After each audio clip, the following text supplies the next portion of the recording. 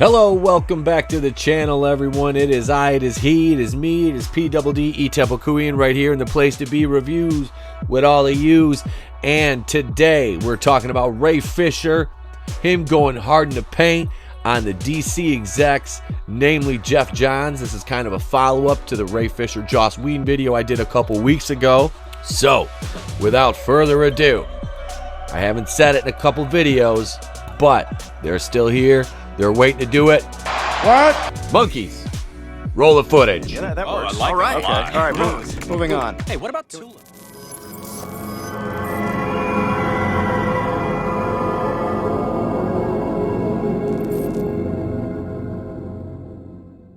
It seems as if we have some more allegations by Ray Fisher against DC executives, namely Geoff Johns, the DC boss. I'll see you in hell, Costanza. And I know what these DC guys were thinking, what they wanted to say to Ray, but they couldn't. Shut the fuck up, Donnie. Shut the fuck up, Donnie. Justice League star claims DC boss Geoff Johns threatened his career. Yes, Ray Fisher back with some more allegations. We know I did a video about him versus Joss Whedon and the alleged abuse that the actor suffered on set.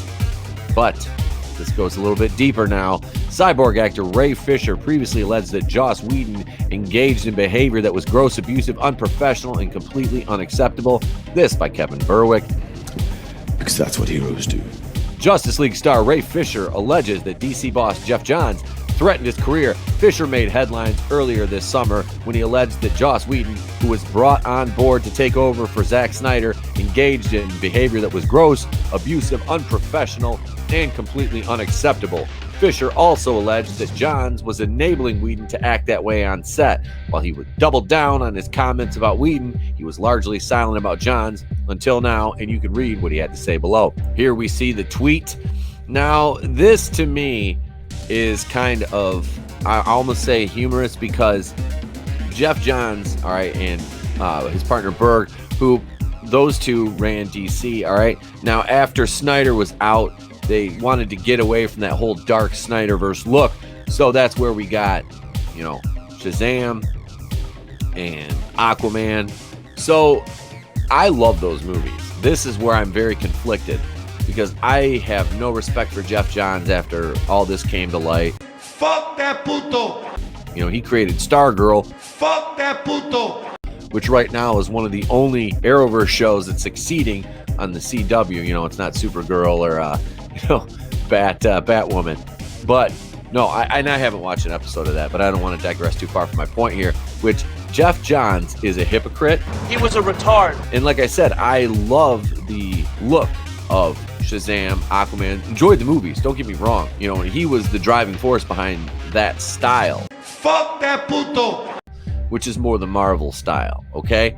With that being said, I still really like Zack Snyder's vision. I'm looking forward to the Snyder Cut. Ray Fisher was great as Cyborg, and knowing that he had to go through this behind the scenes is terrible, because especially when Geoff Johns said what he said, which is quoted in this tweet. During the LA reshoots for Justice League, Geoff Johns summoned me to his office to belittle and admonish my and my agent's attempts to take grievances up the proper chain of command. He then made a thinly veiled threat to my career. This behavior cannot continue. Why? And that is exactly right. That's the problem with Hollywood. And a lot of this shutdown due to the coronavirus has brought a lot of more of these issues, I said the name of it, to the forefront of entertainment and the industry and the public consciousness. Now, did we know that things like this went on behind the scenes on movie productions? Absolutely. But did we think it was as prevalent as it was? Well, some people with insights to the entertainment industry might have, but to your average film goer or cinema goer, or, you know, probably not. You know, they just think of the actor, they're playing a part, you know, they go to work, you know. They know it's strenuous, but the access media and 24/7 news coverage and the news cycle, how it rotates now, all of these things, this is not things that you can hide anymore. Hollywood cannot mask these things that are happening. So that's where a lot of this comes from, I believe, is a place that it's like, it's okay to speak out against people like this and things like this now. Because People are going to see it, they're going to recognize it, and you're not going to be alone in your fight. Because that's what heroes do. The comments Ray Fisher made about Joss Whedon spread like wildfire, with many wondering why he decided to come forward at this time. As it turns out, DC and Warner Brothers went back to Zack Snyder to see if he would finish his original version of Justice League after an amazingly successful and positive movement who fought to have Snyder tell his story. Fisher was one of the first people that Snyder revealed was coming back to do some extra voiceover work. See, this article from MovieWeb is one of the first ones to call the Snyder Cut movement a positive movement. A lot of people have just called us whiny fanboys. Now you have become the very thing you swore to destroy. Which I can, okay, devil's advocate, being fandom menace, I'm not supposed to play both sides of the fence. I'm not playing both sides of the fence, but I don't look at things through a narrow, dogmatic view. I look at things from a wide scope, from both sides, because that's the only way that you can have a solid argument or valid points, is to weigh all options, not just one side of things, because then you're not taking everything into consideration. So I looked at the movement for the Snyder Cut. Now, did I do a lot of hashtag Snyder Cut stuff? No. Have I now? I mean, I've done a couple things, but it's been related to this. Things that Ray Fisher went through, Joss Whedon's, misgivings and wrongdoing on the set. Do I support this movement? Absolutely. Being a fan and somebody who actually enjoyed Justice League. Are you out of your goddamn mind? Are you fucking high? And what has he had? I want you to tell him what he has had. Son of a bitch! I say I enjoyed Justice League for what it was. I'm looking more forward to seeing Zack Snyder's complete vision, because I'm one of the very few that I really like Batman vs. Superman. I'm retarded. I like Man of Steel. Don't you know I'm loco?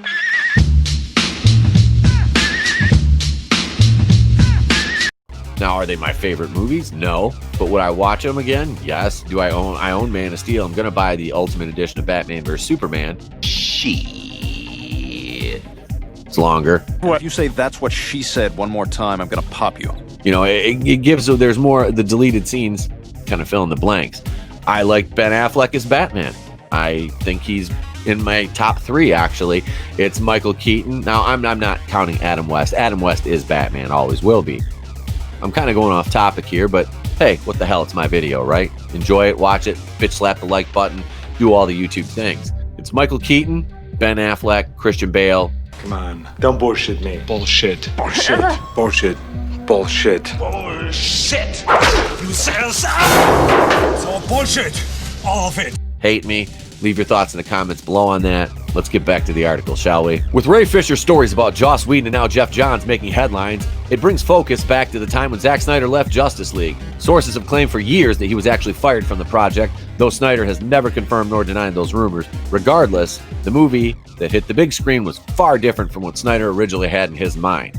Ray Fisher had elaborated on his initial comments about Joss Whedon. He says, "There is more a process that is being undergone as we speak to get to the heart of everything that I'm talking about. The man's probably scared, and he should be, because we are going to get to the heart of everything that went down."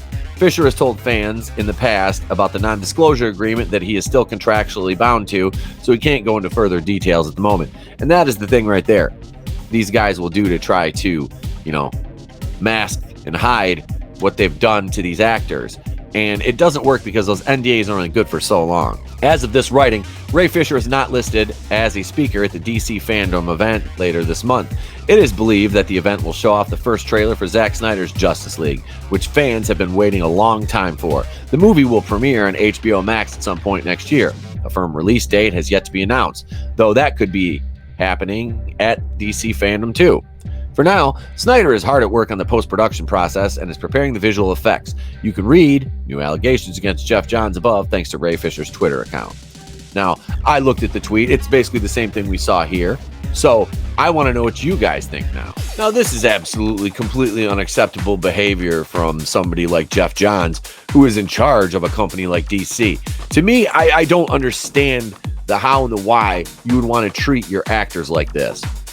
It seems like, and fellow producers, now I can't say I don't understand, because I do, because it comes from a place of hubris and obviously jealousy, because we were talking about Snyder being ousted. Now, This was after his family suffered a tragedy. We all know what happened. We all know the story. No need to drag that up. Johns and Berg use that You're both pieces of shit. Yeah, I can prove it mathematically. Actually, let me grab my whiteboard. excuse to push out Zach because they wanted to go with more of a Joss Whedon feel, the Marvel feel for this project because they saw Marvel making money and they saw DC kind of, as they thought, languishing under Snyder, you know, the DC universe, which, like I said, there's plenty of people who enjoyed that as opposed to the Joss Whedon type Marvel stuff. Now, I love the Avengers. I love the Age of Ultron. You know, I did. They were great.